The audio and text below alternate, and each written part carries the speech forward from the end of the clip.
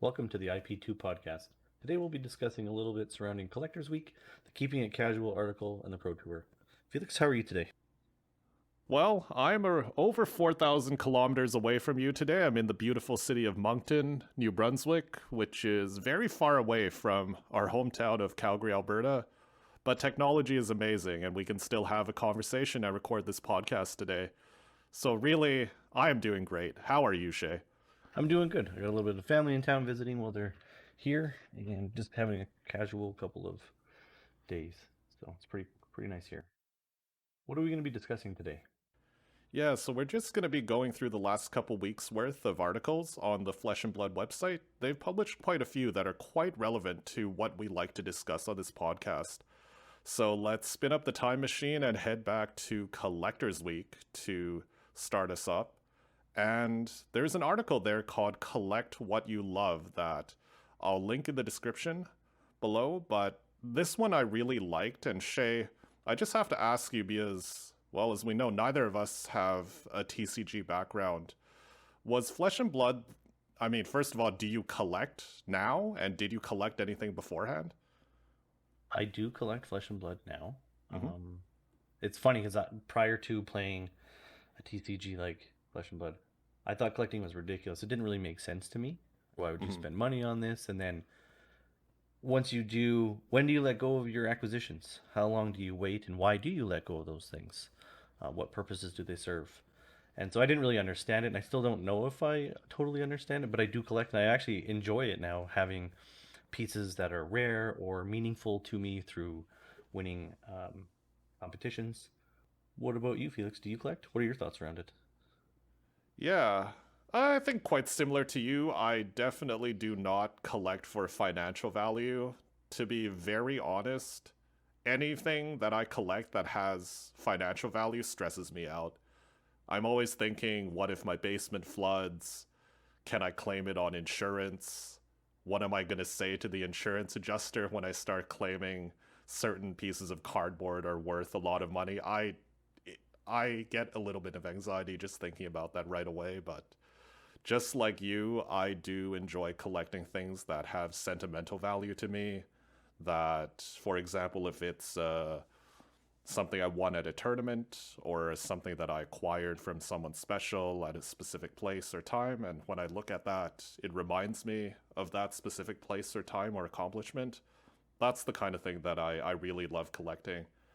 It reminds me of even maybe something like a trophy from your high school sports team or something like that. To me, that's what's special. And I think that article, Collect What You Love, goes into that pretty well. And I definitely recommend anyone give that a read. I guess what's your most treasured collectible, Shay? That's kind of tough to assess. I like some of the simple things. In one of my binders, I have all of the cold foil promo equipment and weapons, and I have them just displayed across two pages because currently I think there's um, 16 of them. Is it? Mm-hmm. Yeah, and I think it looks good, even though it's not a monetarily high value page. It looks nice, but I guess the gold foils that I acquire are probably my most prized possessions because there was a lot of hard work that went into acquiring those, and they feel Oh really yes. rewarding to have those. Um, and that once I got my first one, that's the first time that I really looked into grading because I, again, not being a collector, grading didn't mean a lot to me, and I was like, well, what card would I spend $50+ on to send off to another country to have somebody grade it and then have it come back? And so I'm starting to learn more about why these things are treasured as the way they are. What do you think? Yeah, that's a really great point, and we're certainly going to touch on grading in a second here. But personally, my most favorite card that I collect or that I have is probably my cold foil adult Oldhim. Now, this was given out as a participation prize at the first Canadian Nationals, so I was very happy to get that. Um, it's just the card that I run now as part of my main CC deck. so long as he is legal, which looks like it might not be for too much longer. A very short period of time, yeah. Yeah, I'm sure many people are not sad about that. But regardless, it makes me happy. It reminds me of the time that we spent, both you and I, and several others from Calgary, particularly going to that first Canadian Nationals, and it was a great experience with those people. So when I look at that card, I think about where I got it and just the great memories that I had at that event where I acquired it, and of course all the other events where I've played with it as well. So that's my most treasured card that I have, and I happily play with that still every time I play Oldham in CC, which is pretty frequently. I hide all of my bling. I don't know why. I just like to present the most basic version of every copy that I can. Keep the special stuff for myself.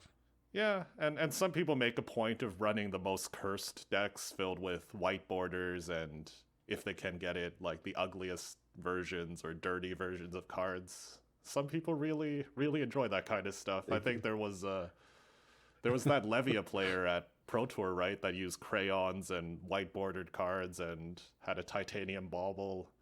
Sometimes you just need to make that statement. His Levia had like hard cutout and glue to it or something like that. I thought it was really I interesting. I don't know the details, but hey, that gives you a bit of a unique flair as well. I respect that. Dude's a legend now, so that's all that matters. Yeah. Let's talk about grading. You touched on it a little bit. This is still something that's quite arcane to me, let's say, as a new TCG player, let's say. Do you have a lot of graded cards? No, I've only ever had 2 cards graded, and they were both with gold foils. Hmm. But that's it. I find I personally don't have like space to display them in my where I live, Mhm. so I can't put them anywhere to be proud of them. And then I also find the slabs that they come in are very awkward to play with and take up a lot of space on a playmat. So I'm not super huge into it, but I get trying to preserve the quality of cards. They don't even have to be high value; they might even be high sentimental to people. So I think I understand why you would have cards graded. Yeah, I definitely agree with that. It's new to me. I don't have too many graded cards. I have one, which is another card that's very special to me, the cold foil Dorinthia promo that a bunch of us got at San Jose. Yep. Again, reminds me of the time that we had there. It was a great time and the event. But besides that, no. And I'd love to have some collectors or someone that's more experienced with cards on this podcast eventually to maybe walk us through it a little bit more. One other thing that was published as part of Collectors Week was the print run update, and I just saw so much chatter about this on the internet as I was browsing, as maybe I shouldn't do, but does something like the print run of a certain set interest you at all? Uh, Not me per se. I don't know what the numbers mean. Like I can look at it and I can see that there were 125,000 boxes of Mon 1 printed, and 82,000 of them went to North America, and 43 went to the rest of the world. But I don't really know what that means. Um, as a we're primarily players, so we care about We are. access and availability of cards, especially legendaries and majestics, so that the playing field can be as level as possible. So I think the print run update is definitely more for collectors than it is for players. But it'll be interesting to see. Like the numbers, I think, need to be associated with something. So great, there's 125,000 boxes. Is that a lot? Is that little? I think it matters to how big the player base is at the time as to whether how important that number is. Yeah, I really struggle with stuff like this. Just thinking about how ridiculous it would be if something like chess had we have 1 million chess sets and that's it. and Yeah. and I know there's a big difference between TCGs and chess, but even something like the board game Wingspan, let's say, and if we ever heard that there was 200,000 copies of Wingspan certain edition ever printed, would that move the needle? And it's really that collectability and financial aspect of this hobby again that I'm in no way qualified to speak about, and I just continue to be quite amazed about how so many different types of people, like collectors, investors, players, all form this silly ecosystem that we all live in. And every day is a bit of a eye-opening experience to me. And it's established over 30 years now. At who is it? They're all we know they're all valuable members of that ecosystem: the collectors, the players, the stores, for a game to survive and function. Because again, it's a business at the end of the day, and it needs to make money. And if it's not making money, it won't be around for any of us to collect or play. Mhm. No, that's a really good point, and we can move on to our next topic here, which is the keeping it casual articles. So there was one published to the main page and one published to the retailer page. And this article really excited me because it really speaks to a lot of the core messages of this podcast and what Shay and I both believe in when it comes to how this game is going to grow and how the vast majority of people are going to engage with this game. Shay, do you remember reading this article for the first time? I do. It was a couple weeks ago. It was, it was nice, easy article to get into, not too long, with a couple of points that you could easily get into if they interested you. The first one was a quick video by the devs on Outsiders Sealed, which I think is a great piece of content for those people that are casual that want to either get into the game or learn a bit more about Sealed without having to just put in the practice time. You can get some insight from the people that made the game and have an idea on how you might want to draft going into an LGS for Open Armory. Yeah, sealed is such a great format for anyone that's experienced with games or card games or more complex games. I wouldn't quite recommend it to someone that's brand new to games. Like something like the welcome deck format would be so much better. But man, Outsider Sealed is so good for teaching new players that may be used to something like Magic or a similar game, because they're all the core combat tricks and combat math is there, and it's a great grindy format that really showcases all the strengths of the game, really. Yeah, I couldn't agree more. The next piece in the article was the UPF with the professor. Did you get a chance to watch that video? I did. I am a big fan of the professor. He is a content creator for card games, primarily Magic. And it's funny because I discovered his article around 8 years ago when looking up sleeve choices for Netrunner. So it just goes to show how much reach he has as a content creator, even back then. Um, Very famous for his wholesome attitude, which I love, and also just for his reviews of sleeves and binders and all this stuff. So I think this was a really great thing for Flesh and Blood that someone so famous with so much influence had a really entertaining video showcasing UPF, and there was a lot of This Round's on Me played, which is a hilarious card when there's a Valda, and there was a lot of UPF shenanigans. Um, is this something that you've watched? I haven't watched it yet. I haven't been super interested in UPF, unfortunately. Looking for more support, more people to pick it up. I only have a few decks that I have sort of, I guess, dedicated to at the ready, and I like to have the best deck that I can put forward. So kind of get lazy, and I don't want to swap, high value cards like CNC and This Round's on Me in between decks on a daily basis. So I haven't gotten into it, but I do need to watch it because I do enjoy the professor. Like you said, his attitude in DM Armada. It looks like a good video. Speaking of UPF, the next tidbit here in the article is James White participating in a UPF event at Pro Tour Baltimore and playing as part of the event. And again, goes to show that Flab is pushing UPF as a more casual, multiplayer format to expand its reach. And it's great. The creator of the game, quote, getting down and dirty. Um, I think it's great that he himself is playing. I wonder what kind of deck he ran. What would you I guess? read somewhere that he was doing a life gain deck, and he was just sitting there staying alive. And there Mm. was three people ganging up on a prism or one other person. I'm not sure. It sounded like it was kind of a riot. And one of the guys that James played with had a full Rudy deck, so a full Oh boy. 40 card slabbed deck. There's a video running around on Twitter with the head judge saying, "Yep, I'm going to make it legal because the Rudy card is a classic constructed hero." So it looked pretty funny, and it was a giant, foot and a half stack of cards. It was pretty ridiculous.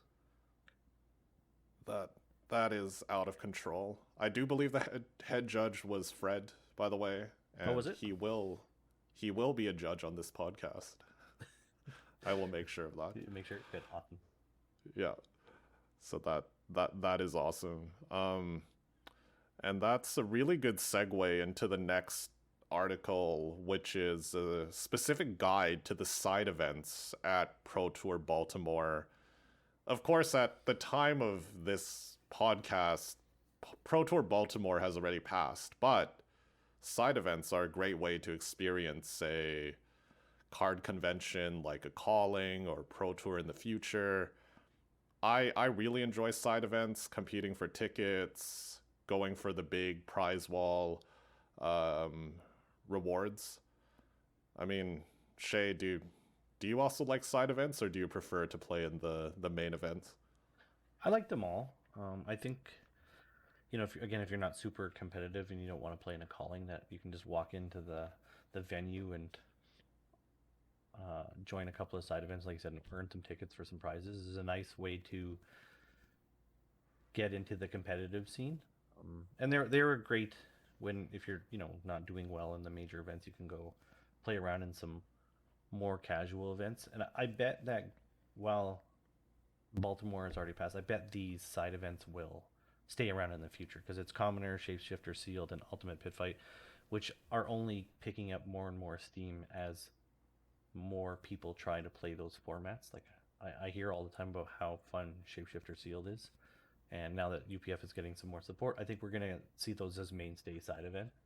And if I can get to another major event, I think it'll be fun to join in some of those side events that I don't necessarily play. Yeah, and the more casual format side events sometimes have more flat pricing compared to something like a blitz or a classic constructed side event, which may be structured such that it is quite top heavy. So there's a little bit more pressure to do well. To perform, yeah. But yeah, we've seen sometimes the commoner, the shapeshifter sealed, those types of events be a little bit more flat, like flat number of tickets per win or something like that, just to keep it a little bit more balanced and to further take the pressure off of these events, which is great for someone casual, someone tagging along with a friend that's playing in the main event, or just anyone that's looking to drop in and have a good time. I know people that go to events just to play in side events. In Indy, did you get a chance to play in any side events? I did. I was only judging Saturday and Sunday. So on Friday, I got to play in a couple side events. I played in a Shapeshifter Sealed, which was absolutely lovely. I lost to two other people that were judging with me on Sunday or on Saturday and Sunday, which was a riot. That format is awesome, Nice. and I do think Dorinthia Kadachi is quite powerful, as is Romping Club, also very powerful as a 2 for 4. You Yep. get a lot of trash yellows in in Shapeshifter, but I think it would be fun to run as a casual tournament locally, just to mix things up a little bit. And then I also got to play in a Monarch sealed as well. Nice. Yeah. So yeah, it was great. I love side events. I would heavily encourage if you're going to a competition and someone's tagging along, a significant other, a friend, don't be intimidated. It's no different than playing in a armory almost. Except you're gonna meet new people. It's not gonna be the same people. It's casual rules enforcement level, and hey, you could win something special that you can only get at the prize wall. Our friends in Baltimore brought home a Frost Hex playmat that many of us are very jealous of, and I hate to rub salt in the wound here, Shay. I know you're a big Icelander player. Yeah. Yeah, when I saw that mat at Worlds and it was a one of, man, I was trying to figure a way to get it from them, but it wasn't attainable at the time, and I'm a little sad that you can now get it, and I was just at the wrong event at the wrong time. And I don't know, I'll have to just pry it out of Justin's hands, I think, when he's not looking. That is a gorgeous mat. Unbelievable piece of I art. am very jealous. So moving on, the next part of the article is embracing RNG with right time gaming. What do you think about the high risk, high reward, more variant in card games? So this is a very interesting question, and one of the reasons why I believe that card games are popular is because someone can draw hot, someone can run hot, and someone can draw dead. If I play chess against Magnus Carlsen, I have a 0% chance of winning. Unless he has a medical emergency, which I do not wish upon him in any way. But if I play a card game against the top card game player in the world, I have a non zero chance of winning. Um, I don't know what that is. I'm not going to say I have a 10% chance or Sure. Yeah. 20 or 30 or 5 into Michael Hamilton, but it's not zero because he can just draw all his blues and die. Yep. And I can draw all the best hands. So I recognize that this is a huge part of the appeal of card games. But one thing that I don't know is for a specific new player, how much is being able to high roll someone and win a game going to attract them to a game? For someone like me, I'm not as much about the high rolling, but I know for some other people, even some locals say they love rolling, they love high rolling, they love doing 30 damage turn one in blitz, and that's what keeps them up at night, gleefully um, tapping their fingers together, thinking about when they're gonna do that again. Um, I think it's great that games have that kind of appeal. I I mean, what think do it, you think, Shay? This is a very complicated topic. yeah, I agree with you. I think it's good. And I think it takes a certain understanding of for that person to is why they're playing the hero that has that high variance. So are you like you said, are you doing it just to roll dices and hit sixes all day and just make it the most ridiculous game? But then you also take it in stride when you roll those ones and those twos, and that's fine. And I also agree that when somebody new comes in, that maybe this is a way to introduce them into the game to give them maybe a random better shot at performing well, but maybe not necessarily something that's going to grab people's attention because it is so random. Yeah, and even further, there's an argument out there that something like Starvo was good for attracting players to the game because Starvo was a hero that was somewhat RNG heavy or very RNG heavy, depending on your perspective and depending on the build, of course. Yeah. And a player could pick up the deck, run hot, and win a pro quest, for example. And I'm not sure how I feel about that argument, but it's out there, and I don't know. What do you think about that? From a be able to win standpoint for somebody again picking it up, I think it's fine. I don't have an issue with it. I do have a bit of an issue with being able to just grab the deck a day before and high roll six or seven, 8 games and just win a tournament. Um, it kind of it feels bad to the people that have been putting in weeks and weeks of practice on specific heroes and matchups to just lose because there's literally nothing you can do because your opponent just draws god hands all day long. That's kind of what I think where I'm at with it. So I'm glad he's gone, but I get his appeal. I never played him. I feel the same way as you. Again, just imagine I sit down to play chess against Magnus and all my pawns are queens. hey, I won. That's Yeah, that's kind of that's Starvo for yeah. you, right? I played Starvo. I can say that. Should we move into the next bit? Yeah, and that's just the link to the retailer news. And many people might not know that there's a whole other section of the Flesh and Blood website that gives retailer news. And this is where you can sometimes get a sneak peek of different events. For example, the Road to Nationals events got published to the retailer side before they showed up on the main side. And similar to that, there was a casual play article that made it to the player's side that we just went through. But there's an accompanying article that was actually linked within the article that we were just talking about that's dedicated to retailers. And Shay, I mean, there's a pretty good introduction paragraph or a couple of paragraphs there. I mean, can you read out your favorite couple sentences from there? So I think one of my favorite lines is at the start of the second paragraph where they look at how they can provide a more official, organized play support for the casual people. As we've talked about before, a base level of casual players is extremely important to the longevity of a game. So finding ways to attract those casual people, I think is really good. And here locally, we've been, you know, tossing around ideas of what we could do to help that, and it's really good to see that LSS is coming out with an active game plan. Just reading this article in conjunction with the one published in the main page is really gives me a good lift because I see the efforts that are being put into cultivating these important players and this very important side of the game.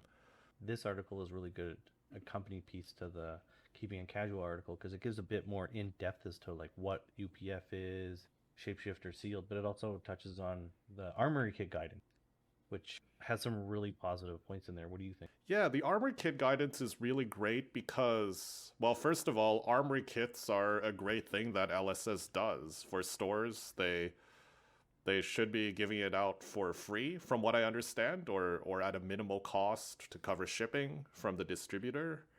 And this is something that is given out to players in exchange for participating and sometimes for doing well at the armory events. Um, at, I understand some communities may have some issues with a small number of skilled players just gobbling up all of the top prizes like the promos week after week, and just the guidance provided here gives stores that wish to an option to offer out those cold foil prizes as random prizes instead of prizes to the top place players. And I think that's just something great to offer to stores if this is a problem that they see within the community, if there's some top heaviness that's leading to some players getting shut out of those prizes. Yeah, that's my favorite part of this article is the go ahead, the green light to basically distribute the some of the prize kit as the store feels, primarily through random draw. But that's okay. I like that it's a green light. Yeah, and LSS has always provided some support to community builders, leaders, or just random prizing with the People's Champion playmats. And a lot of times, I think those playmats are the most prized part of those armory kits. So they were already doing something great, and over and above offering these promos and everything for us for free. But now this is even more, and I'm really excited about this change. I've seen the excitement that can come over a newer player when they get one of those cold foils. They're great. They're great flexes. They could be for the hero that they're interested in learning because they're usually from a new set that could attract more of the newer players. And yeah, it's a great move. It makes me very excited that we're getting this type of guidance. Going back to the people's champion playmat, we've had a few people in our community that have sat down at a table for weeks, months with no playmat, just waiting for their chance to get one, and it's really exciting. And awesome to see that the next time they come to an armory, they have that mat in front of them. It's important to them because they came to events and played until they eventually got one, whether they win it or they get it as part of the giveaway. Mm-hmm. And yeah, like you said earlier, there's some talk about different casual play formats like UPF, Commoner, and Shapeshifter Sealed, in addition to Blitz pre-constructed, Team Sealed, and Team Constructed and Welcome Deck. I mean, Shay, do you have any favorites among those formats? Do you have anything that you don't like as much? I haven't played Team Sealed, but I would like to play that. That again sounds like a really fun and engaging format to sit Oh down, yeah. open a bunch of packs because who doesn't like opening packs, and discuss amongst your team on how you want to build certain heroes or decks for that tournament. I don't know. That just sounds like a lot of fun. What about you? Anything appealing in there? For me, I really love Team Constructed as a format, and I think even to the perspective of a player that is just getting into the game and maybe has some kitchen table experience playing with a friend, but is not quite confident enough yet, or feels like they're not confident enough to go to an armory and play one-on-one against someone else. Something like a team format, even like a 2v2 two-headed giant format, if you and a friend or you and your significant other or something like that want to go up against another pair, just having someone sitting beside you, making sure that you're making reasonable plays and to help you out if you're in a bind is really great. So I'm a big advocate of team formats for being a great gentle entry into playing at an LGS, playing in an armory. So big fan of that, and happy that this is being supported. Yeah, that's something I never really thought about. Team formats being a more comfortable environment to bring in new players. That's a really good thought. Yeah. Well, that's it for the two articles there. I guess any closing thoughts there? Again, these two articles, I was very happy to read them both. Casual play and being very friendly to new players and growing a great community are all very important to both of us. I know. I'm just over the moon that we're getting this kind of support and that this has the attention of LSS. What do you think, Shay? Yeah, no, I agree. I think we covered it extensively. I don't really have much more to add. All right. Moving into our next topic, the Pro Tour just ended this last weekend here. And what do you think about how it went down? What an amazing event. It looked absolutely awesome. The stream was awesome.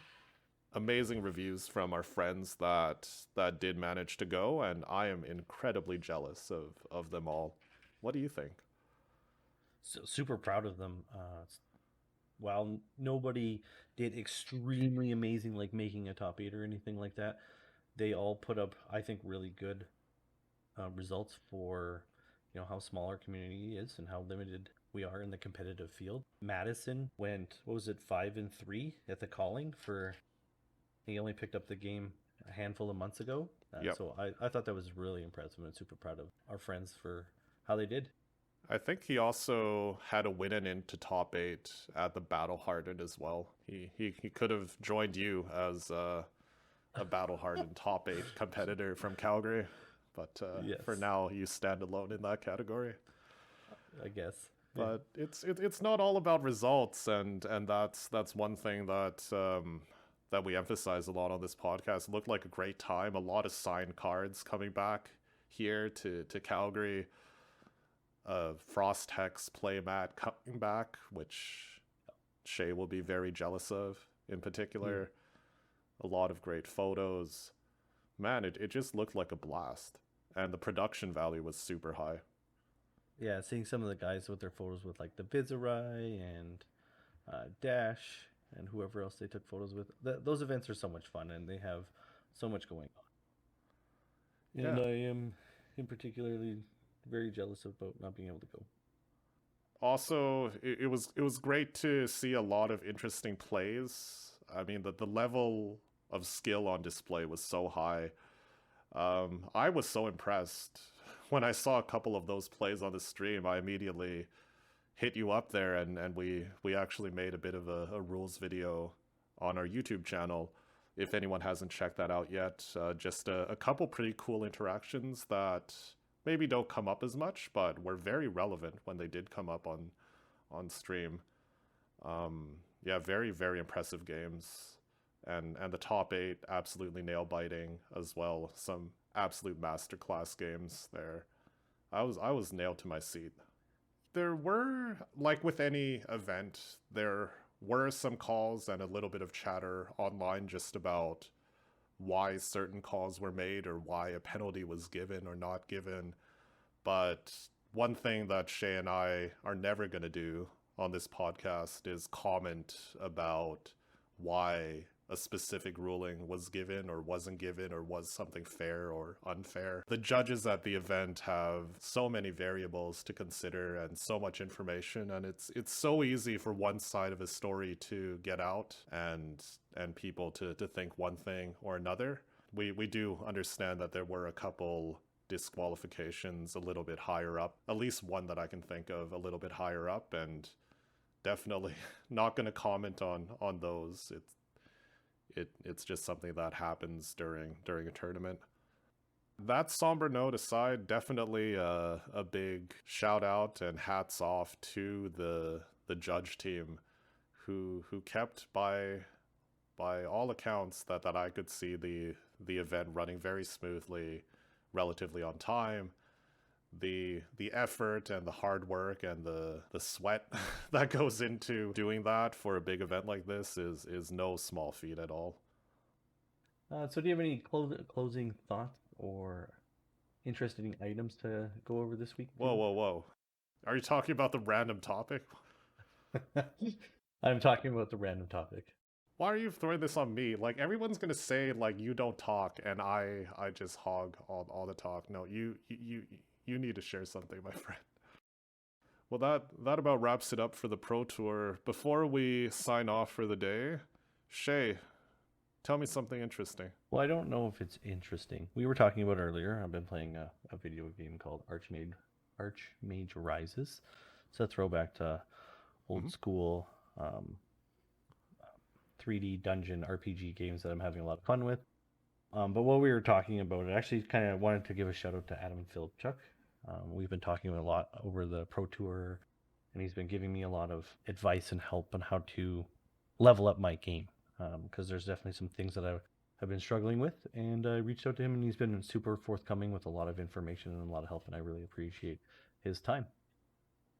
So that's my interesting item.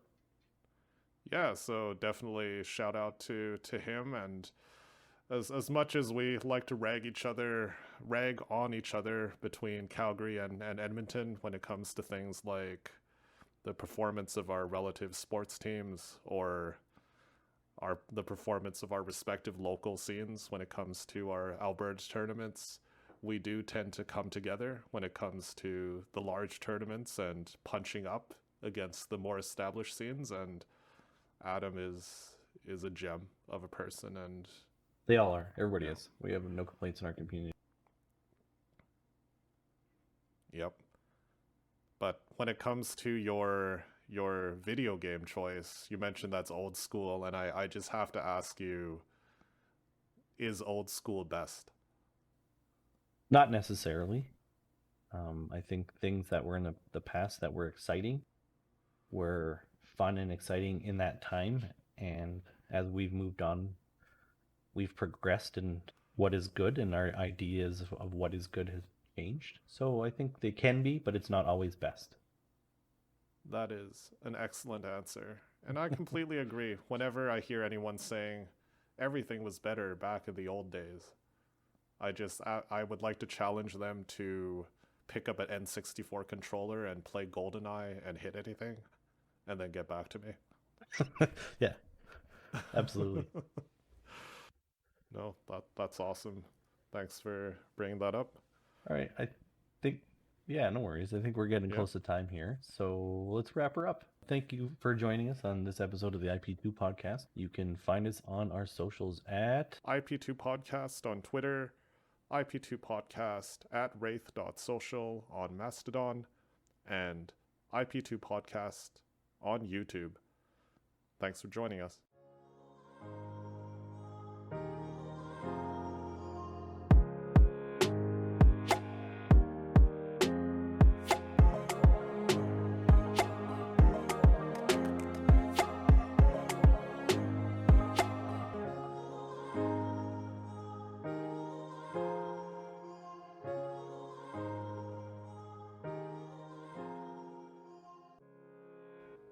I mean, can you read out your favorite couple sentences from there? Sure can. Let me find something.